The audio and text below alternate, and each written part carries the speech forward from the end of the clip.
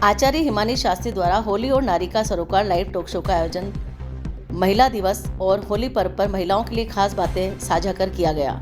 महिलाओं के लिए भी सब रंग हो बराबर विषय चर्चा का केंद्र रहा और इस दौरान राज्य मंत्री राम सिंह राव, चेयरमैन वंशावली संरक्षण एवं संवर्धन अकादमी ने प्रदेशवासियों को शुभकामनाएं संप्रेषित करते हुए कहा कि महिलाओं से ही हमारी पौराणिकता जिंदा रहती है, इसीलिए आधुनिकता के साथ साथ पौराणिकता को भी हमारे संस्कारों में ढाले रखना चाहिए।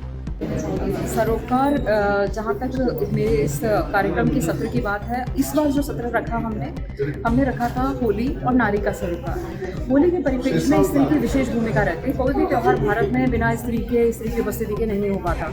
बस उसी के ऊपर चर्चा की, यहाँ तक कि हमने उद्योगों को, उद्यमी महिलाओं पर भी चर्चा की कि कहाँ चैलेंजेस आ रहे हैं, होली को बेहतरीन कैसे बनाएं, होली की गुलाल और होली की पिचकारियाँ तक हम लोग कैसे बनाएं, सिर्फ गुजिया बनाने से क्या होगा। तो हमने हर पहलू को टच किया, यहाँ तक कि स्त्रियों के जीवन में आने वाली पारिवारिक और अपनी भावनात्मक समस्याओं पर भी चर्चा की। और आप सबका सहयोग इसी तरह अनवरत बना रहा तो सरोकार आपके और हमारे सभी उन ज्वलन मुद्दों पर चर्चा करेगा जो कहीं ना कहीं मेरे और आपके जीवन को प्रभावित करते हैं। मैम, जैसे अभी आपने इसमें एक बिंदु और दिया था कि पारिवारिक परिस्थितियों की वजह से कई महिलाएं होली नहीं खेलती हैं, पारिवारिक बंधन सामने आ जाते हैं, तो ऐसी स्थिति में आपका सरोकार और आप हिमानी जी, आप क्या करने वाली हैं इसके लिए?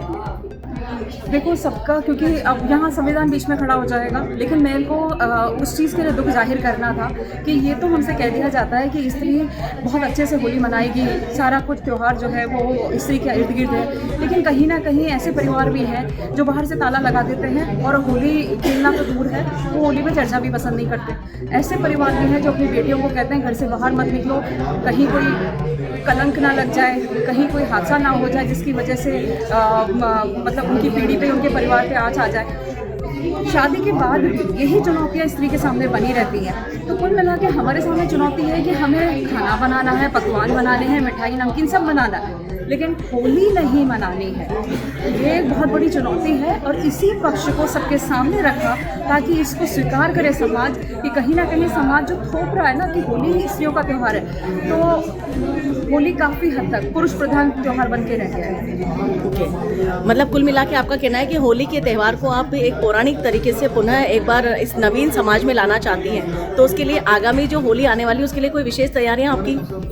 हमारी तैयारियां तो यही हैं कि हमने उन सारी महिलाओं को एकत्र करने की कोशिश की जो नई अलग अलग तरीके की चुनौतियों का सामना कर रही है, और अब वो अपने परिवारों में जाएं, वहाँ से जागृति पैदा करें, उन पुरुषों को समझाएं जो कहीं ना कहीं रोक और बंधन का कारण बनते हैं। हमारे परिवार में, हमारे समाज में सौहार्द का वातावरण लाओ। होली अगर आप खेल रहे हो, हमें भी खेलने दो।